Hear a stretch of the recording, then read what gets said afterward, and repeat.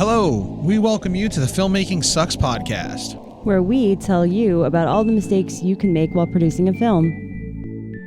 And explain how you can avoid them yourself. And we are your hosts, Manny, Lynn, and Mario. And welcome to the show. Yeah, sounds like Mario might be on a little bit of a delay here. A little bit.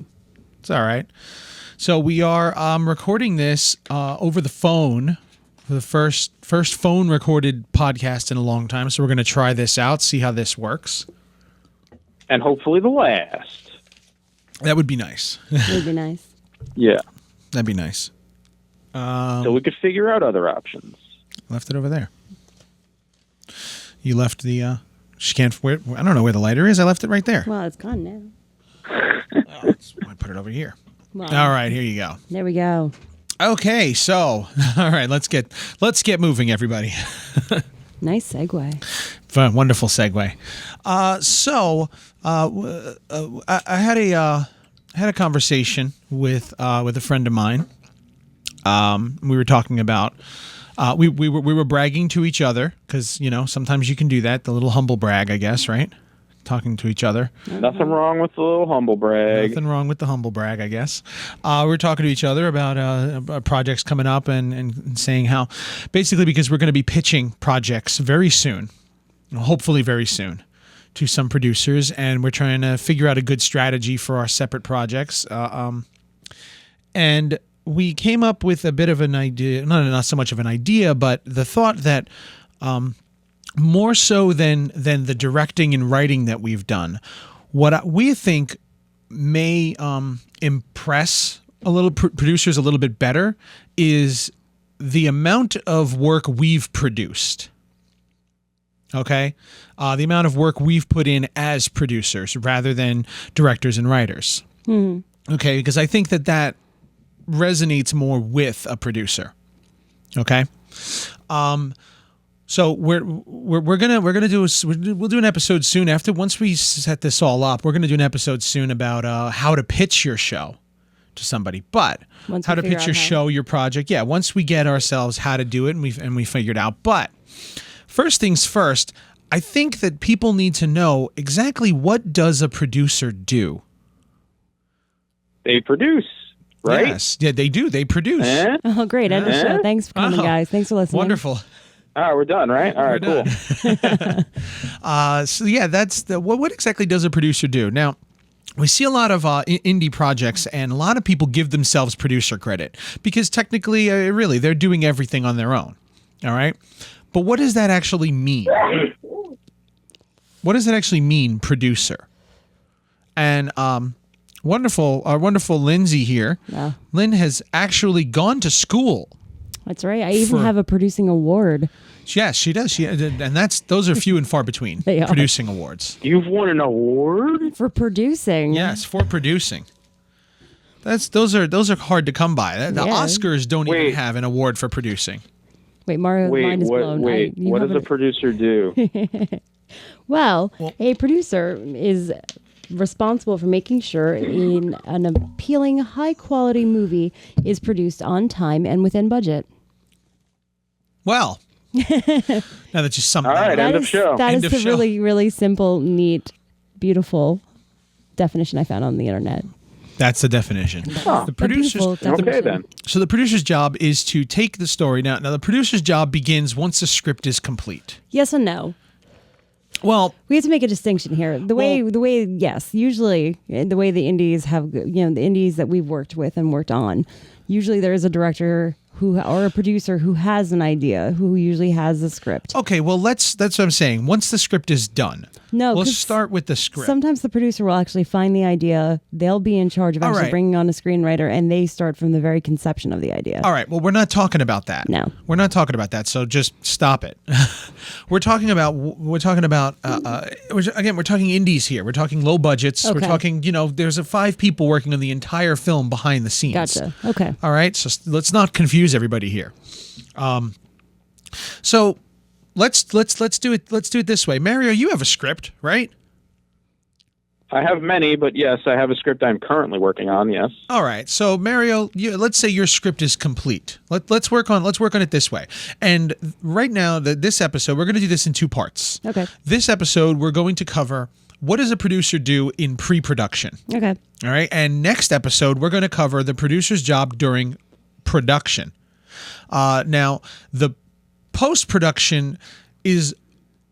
Correct me if I'm wrong. We'll get to that. We'll get to that eventually. But post-production is more production manager that runs the production manager, a post-production supervisor. A post-production supervisor will run post-production. Yeah, and the producer is mostly called in to watch the rough cut and then the final cut. Yeah, and to help with advertising and marketing of the film. Mm-hmm. So the producer's job in post-production is mostly marketing and approving the final cuts. Yes. Okay.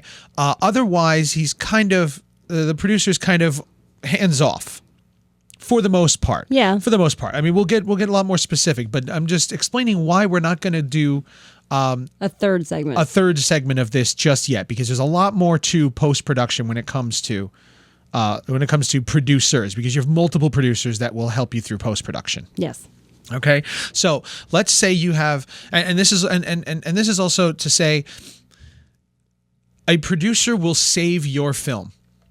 Okay, a good producer. Oh, they will. Yes, a bad producer can sink your film. Well, yes, okay, yes, a bad producer will sink your film. But this is why I'm going to advocate for, if you are making an indie film, find yourself someone who can work as your producer. Yeah. Someone that this will be their job, because as the writer-director, as most indie filmmakers are, they are their own writer and director. Being their own producer, I feel you're putting too much on yourself, and you're going to skip a lot of essential portions of production simply because, well, you know what? I'm the director. We'll fix it when we get there. I'm directing it. I'm shooting it. I wrote it, and this is what I want to do. But you need an objective eye. Yeah, you need that objective. Go ahead. Film movie making is a collaborative art form, and without having a producer, a partner who's essentially on the same level as you, you're missing a lot of that opportunity for collaboration. I mean, a lot of films, actors will ad lib, and people will come up with great ideas on the set. But if you involve a producer in the earlier phases, you're gonna have different ideas thrown at you, and you're gonna kind of discuss more, and you're going to be more interactive with your project. And the producer is going to bring out the best of your project. He's going to help you. That's their job. Yeah, it's going to help you bring out the best of everything you can bring to the table. Mm-hmm. So, honestly, I feel the less hats you can wear on your own, the better. Yeah. Mario, what do you think? I would have to agree, considering I did that myself, and it is not fun. And I mean, you two have done that as well. But I mean, as you've mentioned, Lindsay is an award-winning producer, and that's no stab at her. She actually is an award-winning producer, and she PA'd, quote unquote, and AD'd on my set, and just having her there and being able to go into producer mode while she was there greatly affected the overall product, not just that shoot. So, being able to have an actual producer as opposed to just saying, oh yeah, I'll do it myself, without even really knowing what a producer does, which is why we're doing this episode in the first place.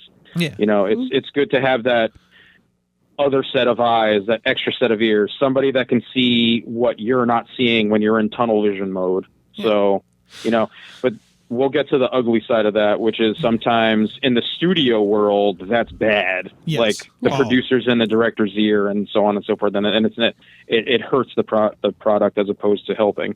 Okay. So but that's studio stuff. We're not talking about studio. Yeah, we're not talking studio. We're talking a crew of about 5 or 6 people doing everything. So I think it's essential for you to have a producer. When you have such a little amount of people, I think a producer becomes even more important because of the fact that you end up having one person make every single decision. Yeah.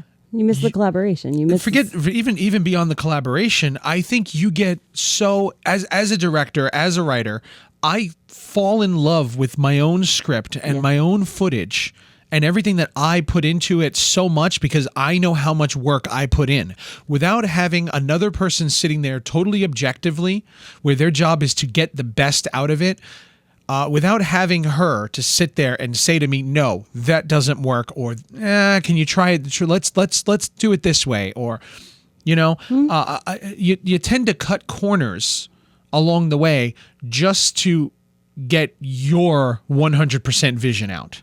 Yeah. Like, well, I just want to do it this way, and maybe we'll shoot. We could skip shooting that because I'm just not going to edit it that way. But a producer will sit there and look at you and say, no, let's get coverage. I want coverage. You need extra coverage because maybe this doesn't work. Maybe your vision is not as complete as you think it is. You need another. You just need another person to look at you, to look at it and say no. I mean, you need also, somebody to say no. With nobody to say no. Yeah. To you, then how do you know whether you're actually doing the best you can? Yeah. I mean, I think the other thing too about producing, it's like, it's not just saying no, but it's also taking a fair amount of the legwork off of the director on shoot days, especially, where it's like the way that we work it and the way that I think works pretty well for an independent project is I'm a producer, and then on set I'm assistant director and a producer. So during pre-production, I'm the one who's literally creating the budgets and the schedules. I'm coordinating all of the different information that I need, collating it into organization. Well, let's get into that. Okay. Let's explain step by step. Also, I just want to add one thing about how you guys mentioned that the producer will say, get more coverage, you missed something. Lindsay is the queen of inserts. She's like, did you get an insert of the door closing? No, you should get that just in case. Did you get an insert of like the light flickering? You should get that just in case. Oh, hey, you heard that dog barking outside? Get an insert. Yes. How are we going to get an insert of a dog? I don't know. Just do it. Figure it out. Just do it. Well, the one thing I've learned along the way is that like I've learned sitting in the post-production, lab, studio, whatever we're going to pretend to call it, is that a lot of times there's something that goes wrong and you just don't have a transition, and the best way to transition is inserts. Yeah. So what is it? I love inserts.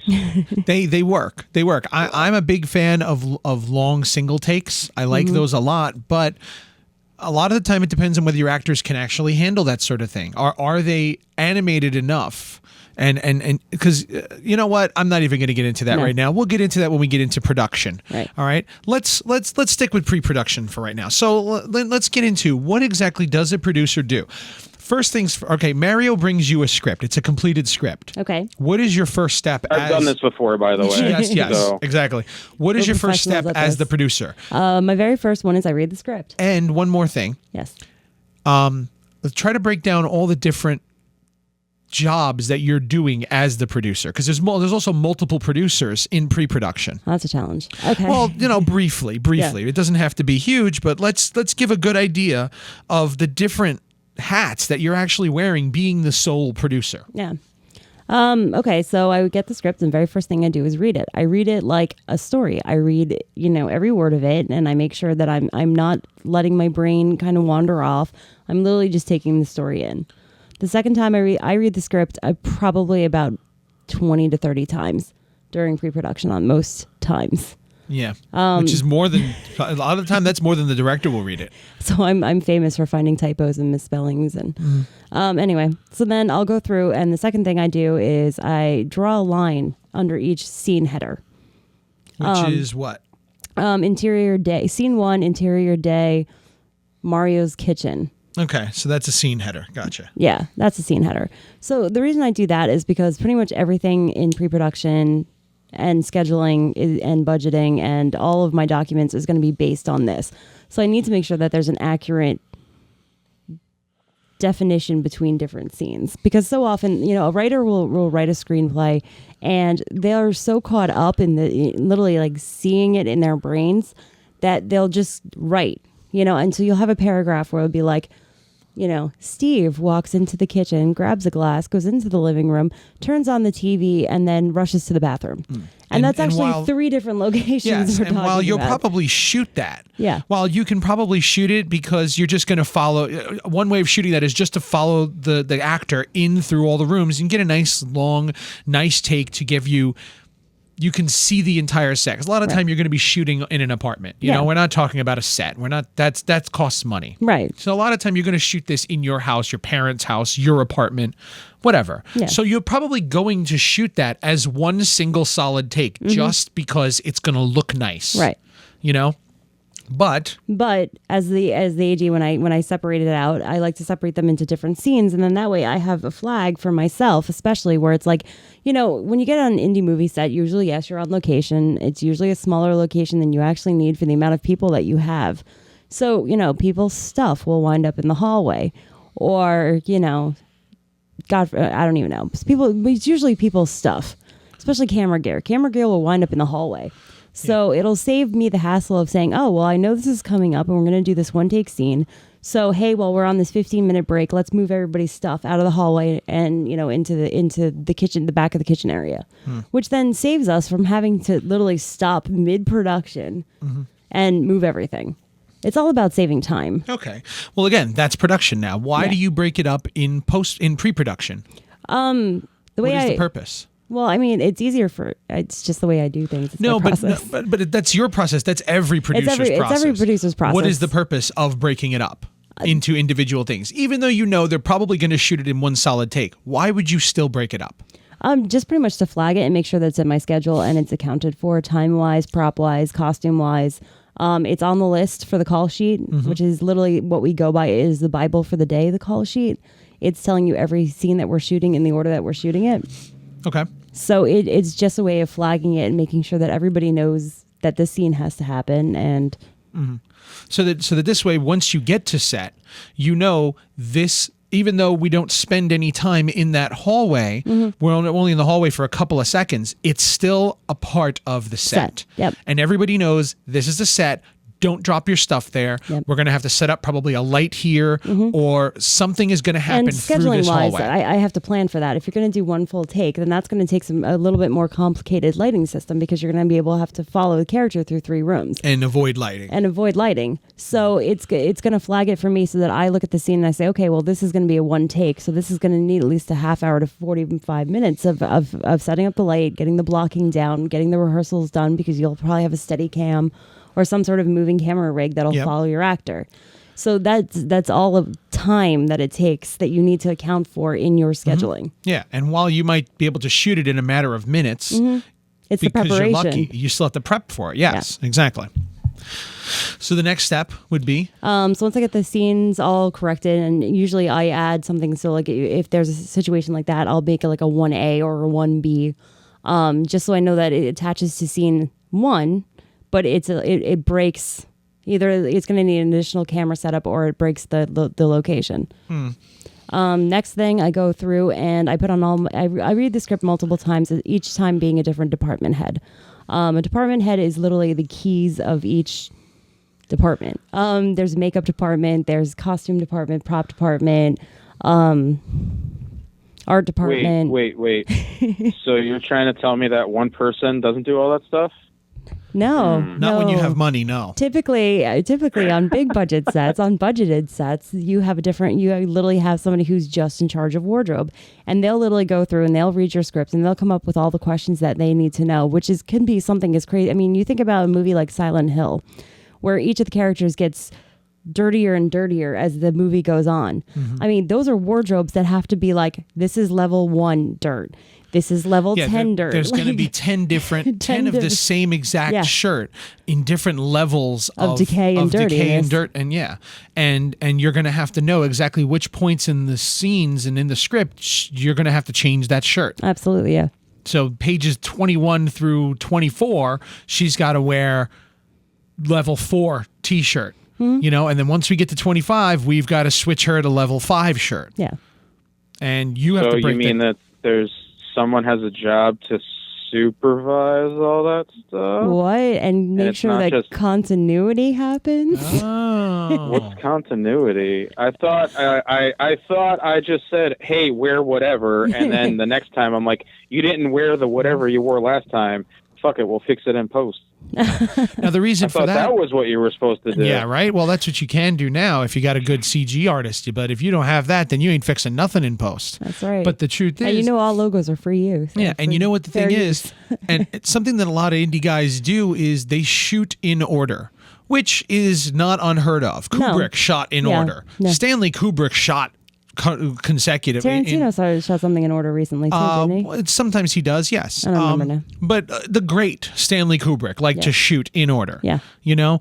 And so there's nothing wrong with it. No, it's just But not very effective. It's not cost effective It's at not all. cost effective at all. Stanley Kubrick somehow found a way to do it that and still keep his costs down. He was almost always under budget, with the exception of a couple of shoots. But under budget, he was still. You're talking about an $80 million movie, Right. You know, he's also very good at finding scripts where you only had 2 or 3 main actors for the course of the entire film. Right. So if you shot it consecutively, you're only consecutively shooting 2 or 3 people. You're not going in between seasons. I mean, you look at The Shining, it's always snowing. Yeah. You look at Eyes Wide Shut, the whole movie takes place in the course of one evening. Yeah. You know? Even Full Metal But, I mean, Jacket, you're talking about. I'm sure that Kubrick had a very good producer. Yes, he did. And I mean, and that's part of what the producer's job is. And I mean, I've said it before. I've said it to Mario a number of times. Like, my job is not to say no to the director. My job is not to be like, well, you can't have this, you can't have that. My job is literally like, with the budget that we currently have, you know, what is it that you really, really want? Yeah. Let's focus on getting what you really, really want and scaling back everything so we can make sure you have the resources to get it is what you really, really want. Next. Okay. Yeah, so then, I didn't know that at the beginning, and a lot of people listening might not know that. You know, that's a good thing about a producer that knows what they're doing. What Lindsay just said, getting what you want. I had to cut a lot of things I wanted in my first script, besides the fact that it was like ridiculous and Unsafe. undoable for an independent. Yeah, your first script. feature. Your first script, I said you're going to need a minimum of $50,000 for this. And this was your first script, and we were 50 talking grand. I think I came say back with minimum. 150 to whatever, 250. fine. You know, but even and, No, the cheapest you got it was 75. Was it Oh, really? That was was the it? cheapest you could get it to, Yeah. and that's still not enough. Yeah. No. Like, to do it correctly. Yeah, no way. No. But yeah, like, that's the whole point. Like, you have to, you know, it's good to have somebody around that can tell you those things, because you don't want to hear no, but sometimes you have to hear no. Yeah. Yeah. And sometimes you have to hear, let's do what you want to do, but we have to do it under certain guidelines. You only have $10,000. Yeah, we can't really do this scene because it's going to cost. I'm sorry, you cannot let destroy a alone- house. That's not going to happen. Yeah. Obviously, you can't destroy a house. Yeah. But yeah, you know, Good. good. No, you good. I was going to say, I was just adding to your point. It's just that, you know, you need somebody around to, like, guide you, as opposed to just yes-sirring you and being a suck ass. Yeah. So as I continue breaking down the script, which is what this is called, this is the process of breaking down the script, and I'm sure I'll do a much more thorough conversation about this. But once I have my list of all the props I need, all the wardrobe I need, you know, all the set design we need, the props we need, everything that I have listed, then I can start to work on making a budget. And usually it's a very rough estimate to begin with. So it's like I can see where the resources are all going to go. Like, if you hand me, like, Blood Slaughter Massacre was an 80s movie. So there was a fair amount that went to props and wardrobe because we were making a period piece. So that's usually where I start to figure out where the resources are going to go. So we can start making a conversation of what it is that you really want, what you want to focus on, and, you know, where we can cut things back in order to make sure that we have the budget to cover what we need. So yeah, we start working on budget then. Then I start to put together a loose schedule. I have an amazing program called Movie Magic Scheduling. It helps me create what they call as a strip board. And a strip board is literally a strip for every scene of the movie. And it has the scene heading, so it tells me if it's an interior or an exterior, a day or a night, and it has a loose description of the scene and the scene numbers. So then what I do is literally, if I have one location, I break it down by location, and then I break down that location by day and night, interior, exterior, and by the rooms. Okay. And they call it a strip board because back in the day, in Hollywood, they would literally have this big slate board, like a big board with like slots. And each one of your scenes would be written down on something that could be slid into a slot. Mm-hmm. And then you would just move it around. But now, like those old volleyball tournament movies. Yes, exactly. Like a volleyball tournament movie where they move, like in Karate Kid, when they move everybody's names in and out of and out of the slate, and they move it up and down. That's exactly what they did. Yeah. So now we have a digital version of it, and it's like super fun to move around. It's one of my pleasures. Okay. And next, once you've gotten that far, that's when the director and the producer kind of start switching, because I feel like pre-production is the producer's playground. They're the big dog in the pre-production playground. Producer makes decisions as to what we're going to shoot, how long we're going to shoot it for, what locations not solely, of course. This is all that. Remember that everything that the producer's doing from this point now is in conjunction working with the director now. Yeah. Because the producer's done physical work, just going through the script, breaking it all down so that it's easy to look at it and see what we're going to do on what days. Yeah. Now we're going to decide see what we actually need. So then sometimes the props producer, list and all that other stuff too. Yeah. Yeah. And then sometimes the producer and the director will go and they'll start to work together to find financing. That's one situation that can happen. So that's when you start to unite with your director. Then you'll go into casting. And my opinion on casting calls, I like to be there for sure. What we usually do is we have 3 of us in the room whenever we can. That way there's always someone to break a tie. But my personal philosophy is I usually let him run the casting calls as the director, because I feel like between the actors and the director, there needs to be a relationship, and they need to have the opportunity to feel each other out and see if they connect and start to build a level of trust between the two of them. Mm-hmm. So we'll do a casting call. He'll make his he'll make his adjustments. Sometimes I'll chime in, sometimes I won't during those adjustments. And then usually I'm the one who's running the practical questions. What's your day rate? Do you have stage combat experience? Are you allergic to latex? Blah, blah, and blah. as we said in the actors episode, that the reason why you should have your producer, this is a big reason to have a producer, is because when the director has to get involved with money negotiation, along with the actors, let's say we're paying your actors. Like we said, give your actors something. Always give them something. Give them something. Okay. If the director has to have that conversation with the actors, it can get uncomfortable. Mm-hmm. Okay. And sometimes when you're on set, that actor is thinking what a hard ass the director was in lowballing them for their rate, or wouldn't give them that extra stipend for the day, or whatever, cab money, or something that actor felt like he was that they were really trying to push to get. Whether they get it or not is between them and the producer. So this way the director is not in the middle of that uncomfortable situation, and then you don't have to try and create something together 5 minutes later. Exactly. When you're arguing over something like money, then the next day you have to go and shoot together. That actor is thinking about nothing other than this director just lowballed me. Yeah. But if the producer is the one who made that decision, then they don't really have the same tension. Yeah, they don't push that anger onto the director. It stays on the producer, who's generally not even sitting in the room during that scene. No. During the shooting. The producer is literally running the set otherwise. Yeah. That's a problem I've run into before. Mm-hmm. Yeah, being my own quasi-producer is not really knowing what to offer people as far as compensation goes. Mm-hmm. Which is another reason to have a producer. A producer has a better idea of what you would normally pay someone. And what you could swing. And the other dirty producer secret, which I'm going to share because they always seem to forget this, is that if you're a producer, if you're going to be a producing partner, you are going to hide money. You are going to be a squirrel preparing for winter. You will always have 10,000 little holes that you have cash stashed in. It's true. For those cases where all of a sudden somebody, I want to take a cab. I'm not feeling well. Can you get me a cab home?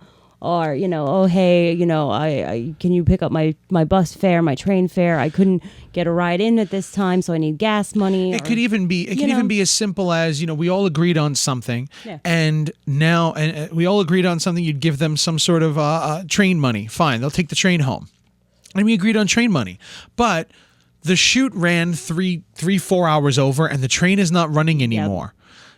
Now, just out of sheer, just like, you know what, I feel bad now. Yeah. They stayed, they worked. Let me get them a cab home. Yeah. You got to cough or up an extra. Uber or whatever. Yeah. Yeah, it's whatever. An Uber, you get them a cab home somehow. Where is this 60, 70, sometimes $80? I mean, we had one actress. One night we had an actress who lived up in Harlem and our makeup artist who lived in Long Island.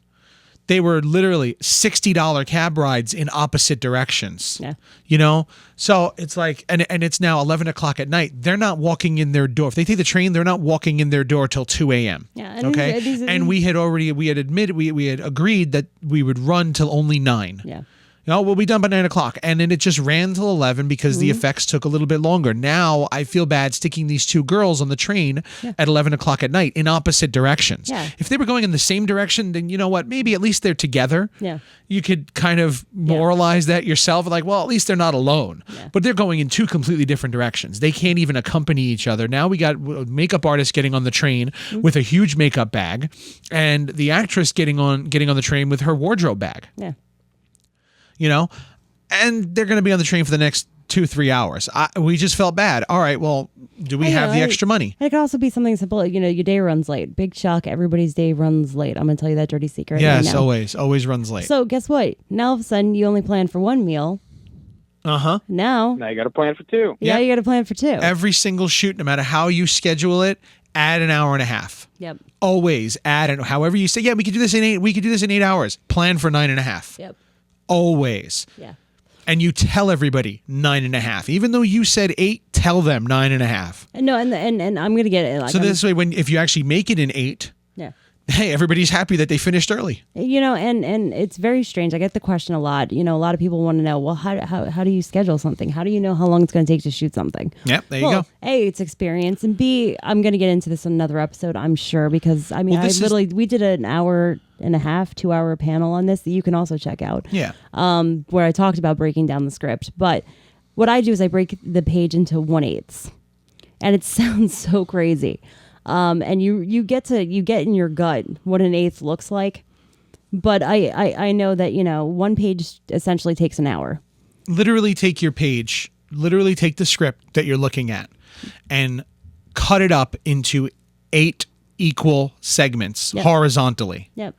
You take, your page is, I think the page is 10 inches high, the piece of paper. 10.5, yeah. 10.5 margins is probably 10. Yeah, 10 inches high. You get an inch margin on each, so you're looking at 9 inches of just script on your page. Yeah. Take that 9 inches and break it up into, what is that, 1 1/8 inches. Yeah. Strips. Yep. And that is your 1/8. And each 1/8 takes... Usually most pages take an hour, so an 1/8 takes...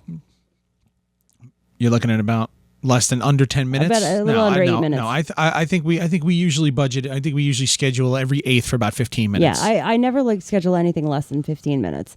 But technically, an 1/8 would be an 8 minutes. Yeah. Technically. But I mean, it all depends on what's on the page. I mean, when you have straight dialogue, it flies by.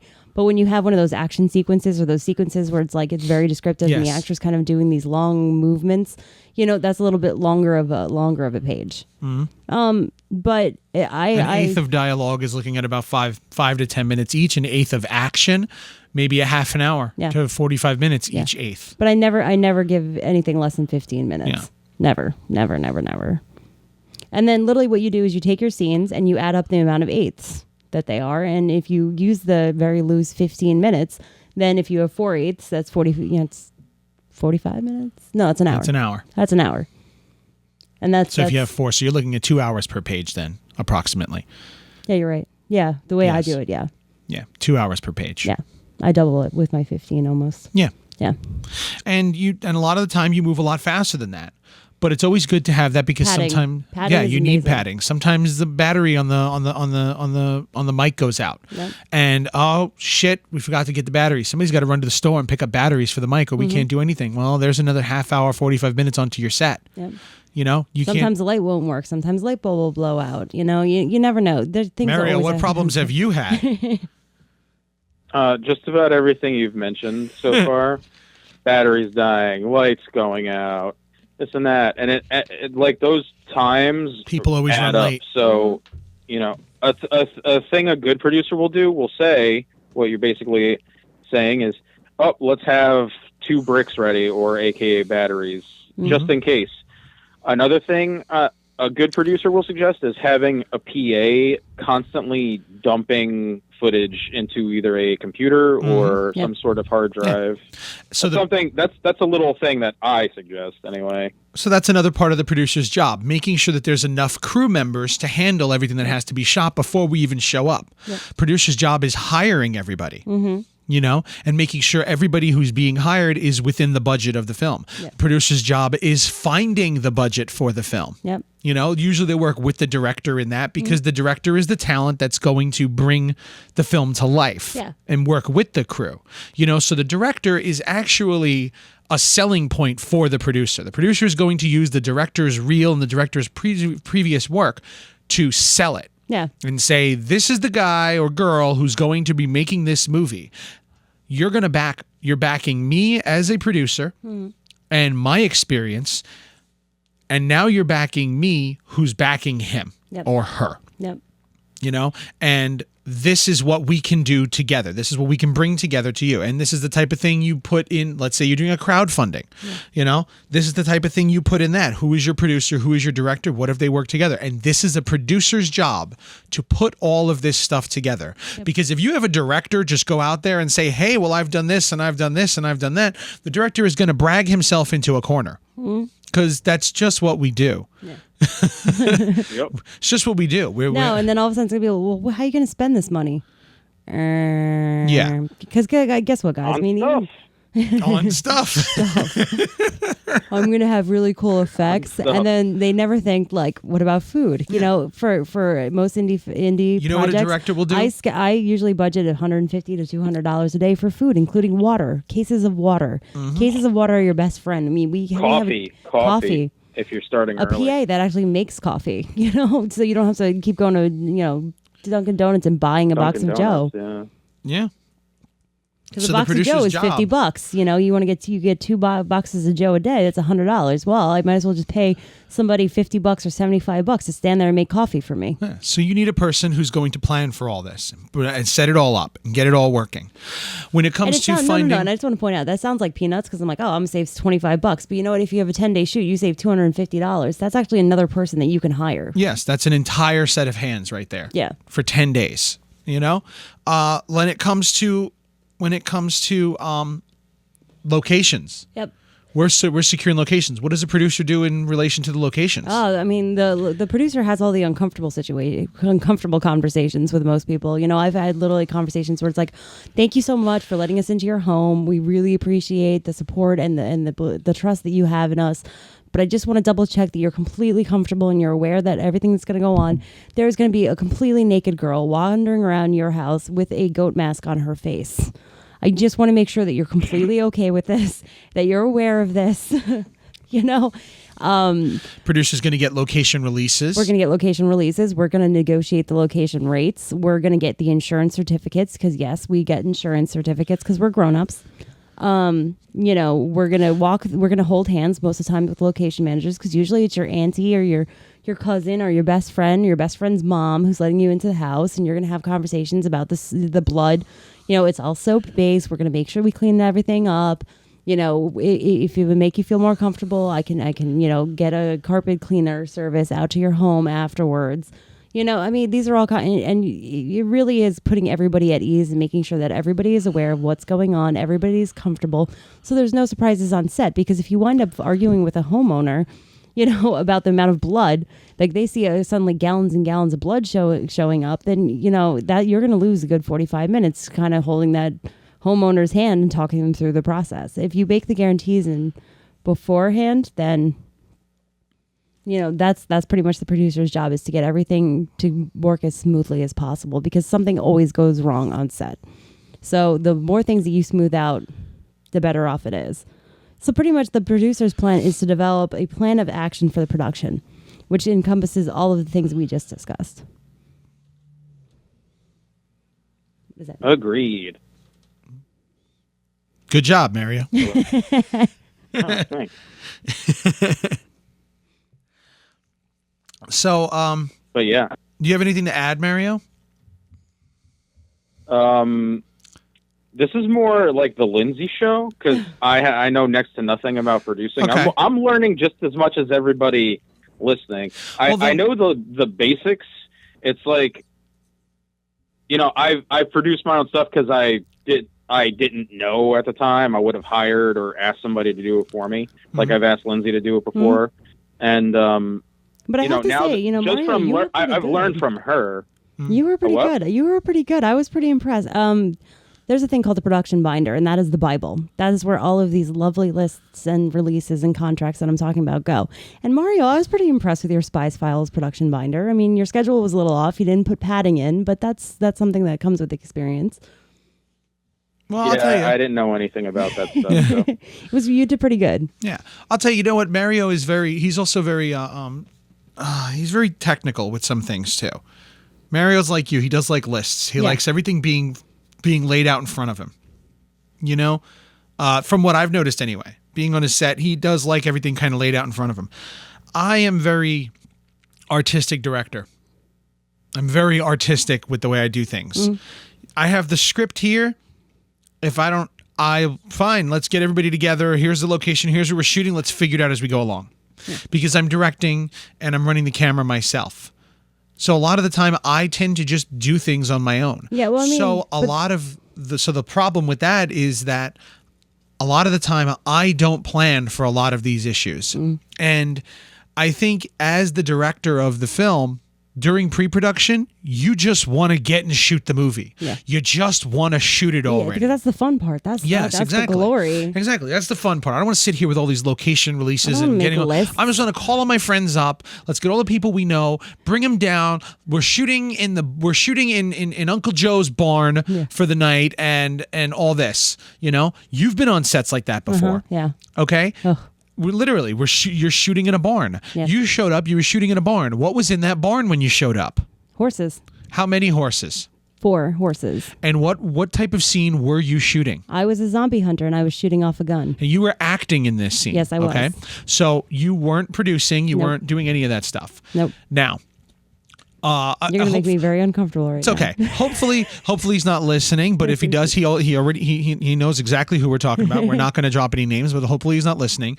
If he had better production, he's totally gonna listen. Yeah, it's fine. Let him listen. I don't care. We still love him. But as an actress, one of my first questions. As a producer, this wasn't even an actress. This was the producer coming up to you. The producer in my brain says to me, "You're going to fire off a gun." Yep.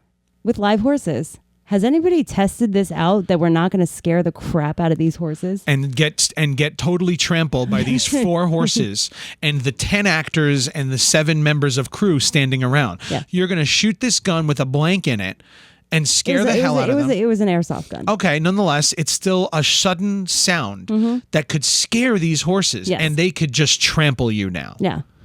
Did anybody consider that? I got crickets. Yeah, nobody even thought of that. That's the producer's job, to think of that sort of thing. All right. And again, not shitting on them and their production because everything was fine. Nobody got hurt and everything was copacetic. That's great. No. But we had a very brave individual. We all exited the barn and a very brave individual shot the gun off. Yep. To see what happened. And the horses got a little startled, but it wasn't like dangerous or life-threatening in any way. And so then we proceeded with the scene with me feeling much better about doing it before, because I didn't want to be the guinea pig that pulled that damn trigger. Yes. Another set we've worked on, we got there and there were no bathrooms. This is something that happens. That actually it does happen a lot. A lot of the time we've shot in the park. Yes. And we always try to make sure, because every park, well, most parks will have a public bathroom. Yeah. So we always try to get our location location in the park as close to that public bathroom as possible. And then as the producer, we have everybody meet I at the house remind everybody first. like a mom, before we leave the house, has everybody gone to the bathroom? Then as we're walking towards the set and we walk past the public bathroom, like a mom, has everybody gone to the bathroom? Yep. This is our last bathroom stop, so you may want to stop and go one last time before we get started. Yeah. And that's the producer's job, to make sure everybody is happy, everybody's comfortable, everybody knows what we have to do. They know, all right, it's going to be 3 hours that we're going to be out in this park here, and that bathroom is going to be a half a mile away from us. Yep. Producer is going to inform everybody and keep it all, and unfortunately at those moments when somebody has to use the bathroom, the producer's got to find a way to get them to that bathroom without slowing down the set. Yeah, but and then that's most often I'm turning my entire schedule upside down, and I'm finding a scene where the one scene where this one person is not actually in the scene, sending my PA to escort this person to the bathroom so they don't see a pretty butterfly and chase after it. And then I'm moving on to the other scene. But that's production. We'll get into that in the next episode. Sorry, I forgot. We'll get into that in the next episode. One last thing that I want to say, you said that you're a creative director, and it's very true. And I think that the big thing is the producer is the hub. You are the hub of information. And one of the big things that I find with the two of us is sometimes the creative minds don't communicate in the clearest, most concise way possible. You don't have to sugarcoat it. Just say it. He's an idiot. He doesn't communicate well sometimes. It's true. Wow. Look, look. You know the truth is, I wrote the sometimes script. I'm like, I'll ask a question and I'm like, okay, so this we need to change the lens. Do you need the spinning rig for this? Well, here's what I'm seeing. I'm seeing, a gentle light coming out from a perceived window, and it'll be the exact color of moonlight as it will come down through the room. And what I really like is some atmosphere in the room, so you can see the dust specks in this moonlight that we are creating. And I'm like, jackass, spinning rig or no? You have to be able to be but like, now, what is based it on that what I you- need to know from that conversation? Yeah. Well, what you need to know from that conversation is we have a false window. Yeah. With that light that now, okay, that's going to take but time to set up. my question was of about course. the spinning rig. Of course. But now through that conversation, you just learned 4 new things. 4 very important that you didn't information, realize I was planning. Yes. And I didn't even think of it. I just, well, this is what we're going to do. And then we show up there that day, and now, wait a minute, we have to set up this window. We got to put a light behind it. We need the atmosphere. We need the dust in the air. We need the lens that can pick up the dust properly. Yes, on we need the hand. light that's going to hit it properly in the right. And that all takes time. And as the producer, it's your job to make sure that we have planned for that. Right. And when sometimes when he's talking to people who are like, I'm just my, we have a couple of friends that just show up and they're extra hands and they're super great and we love them and we appreciate them and they are the bestest in the whole wide world and they are the true champions of everything. I feel a butt coming. But when he starts going into these, we're going to have moonlight gently coming through the window. They just zone out. What just happened? Yeah. I don't yes or no. A lot of the times your friends don't actually know how to shoot. They're just willing to help you. Yeah. A lot of the times that's what it is. Your friends are not experienced in this. They don't know how to shoot what you want to do. They're just standing there. They want to help because they want to be part of it and you're their friend and they're like, "Hey, whatever you need me to do." But they don't actually know how to do it. Yeah. You have to tell them. Yeah, and so a part of the producer's job is to literally, I have to sit there through these conversations of the gentle moonlight with the atmosphere and the dust specks and beautiful rolling hills. I have to sit there and listen to this and jot all these very quick notes. Or literally get a voice recorder and just record Ralph whatever is going to he's need. saying. Yes, and Ralph's going to need this. This one. Ralph's going to need to Props get is the gonna dust. He's this. going to need to get the light, and and Sarah's going to have to iron out the curtains because guarantee we're going to open them the day of. We're going to buy new curtains and we're going to open them up there, and they're going to be all wrinkled, and it's not going to look natural anymore. So now Sarah's got to iron the curtains. Yeah. You have to have the diffuser and the bounce beam on hand, and then we're gonna have Chris is gonna have to hold the diffuser, and Murph is gonna have to go order the food in the meantime because hey, we don't have time to stop and order food at 11. We still have 2 more hours of shooting. Somebody's got to order food. And it's gonna take about a half hour to get the proper amount of dust in the air and to really get the perfect, beautiful moonlit shot that he's looking for. So I have to put that into my schedule. Yeah. And it's your job to schedule this all out and make sure we're prepped. And then on the day of, my job is to literally be like, hey, curtains, you iron, you dust, you this. Yep. So we get to avoid this lovely description that takes way too long, and we can literally just get people up and moving on time and concise and perfectly as possible. All right. So I think we've Hey, covered. you know what? Yeah. Guess who's done all that? No, but really, and all joking aside, Lindsay's actually helped me do that in the past on that Spies File shoot that she mentioned, where I thought I had everything figured out because I was Mr. Big Nuts, and then she's like, "Oh, but you forgot this." I was like, "Oh," and then she's like, "Let me get that for you." Didn't even like wait for me to say any, like, "Hey, can you get that?" She just offered to do it, did it, and that's what good producers do.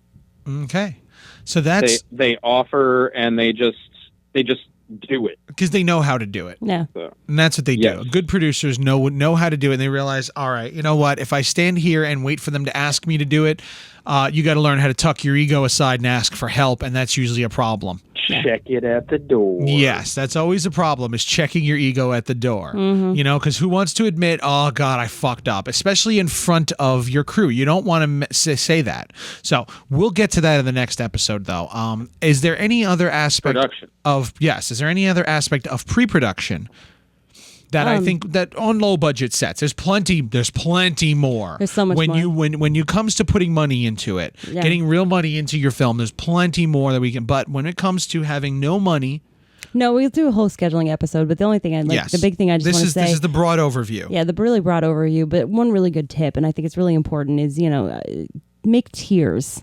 Make people arrive in tiers. Make sure you always give your crew an hour to an hour and a half before your cast even shows up. If you have a cast member that's not going to be needed until later scenes, give them a later call time. Yeah, don't have everybody show up at 8 a.m. if you're not going to use them till 1. Yeah.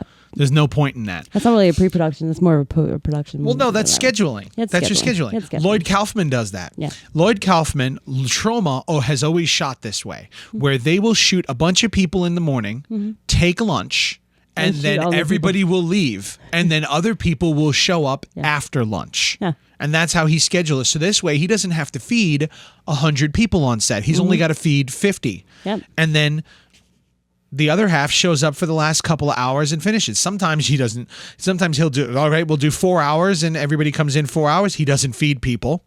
They leave after 4 hours. The crew takes their break. He feeds the 10 or 15 members of the crew.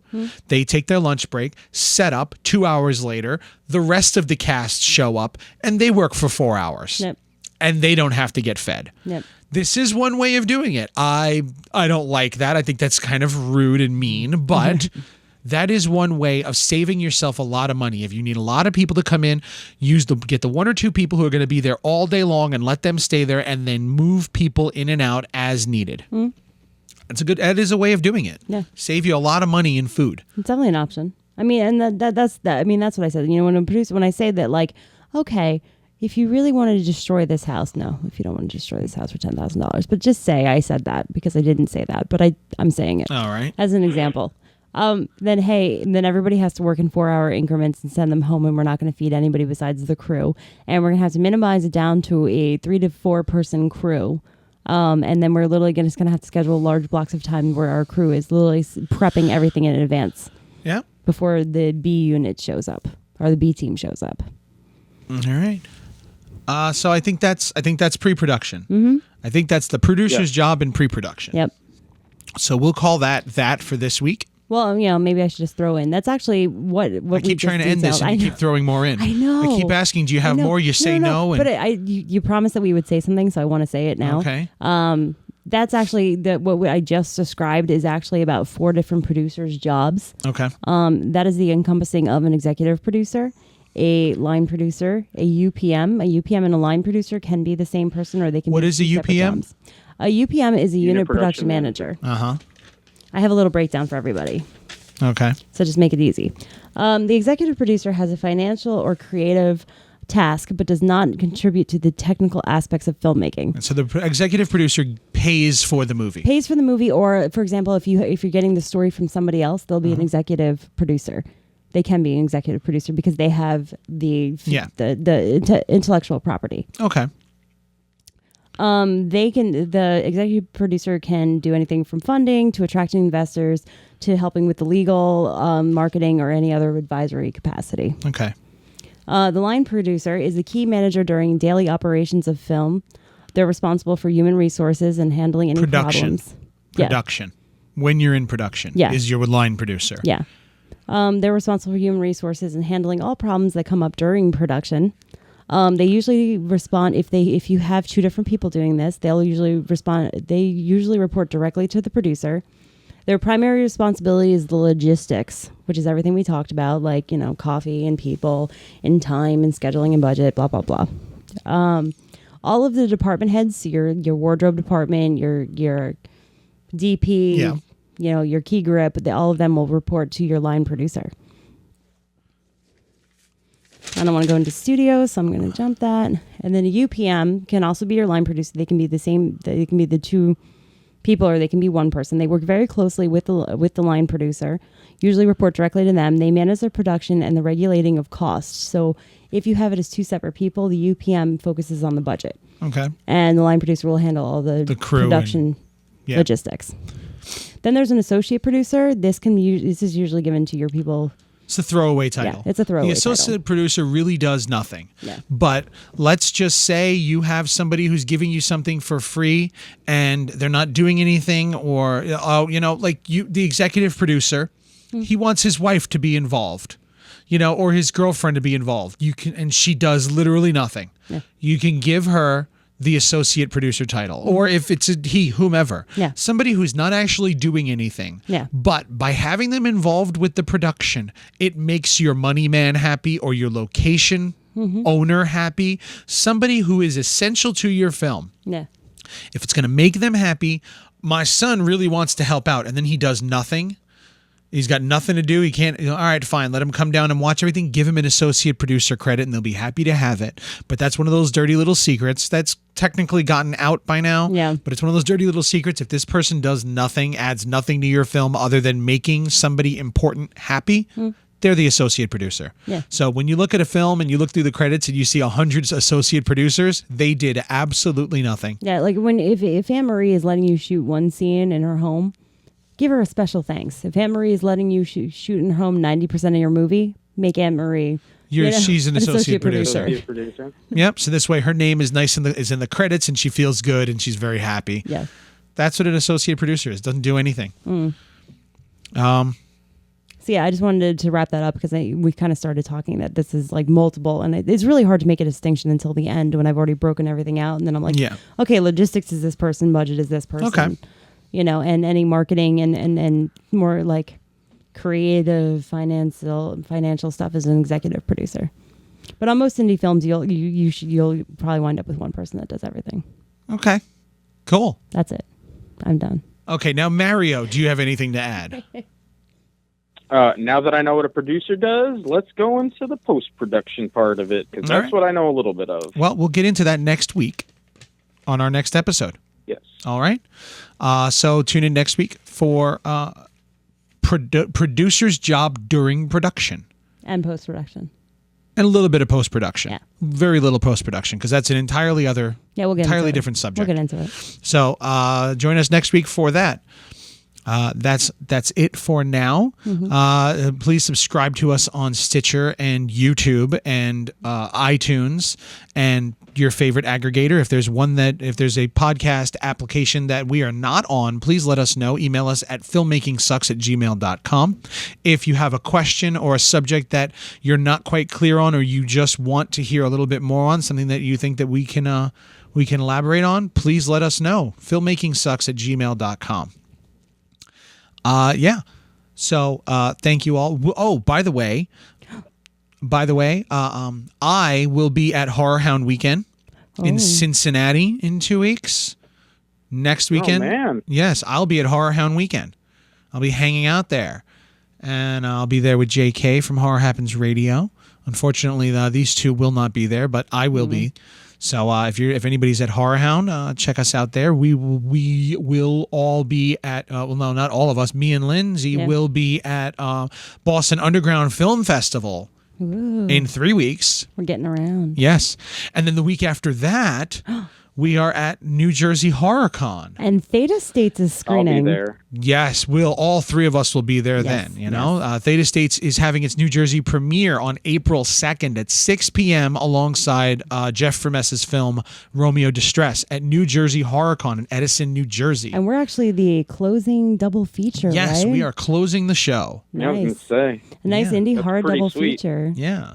So keep up with us for that. We'll have a little bit more information on that soon. To follow us on Facebook at Massgrave Pictures and Seeing Red. Follow us over there. We'll be there. You know, check us out on Twitter at Massgrave and also Seeing Red. Is that what it is on Twitter? No, it's at Likes Movies. At Likes Movies on Twitter and at Massgrave and at Massgrave on Twitter. Follow us there for more information. I think that's it. I think that's it. Let's close it out for this week. Thank you all. Thank you all for listening. We'll talk to you soon. Hire a producer. Hire a producer. Hire a producer. Good luck, everybody, and make good movies. Yes. All right, hold on. Oh.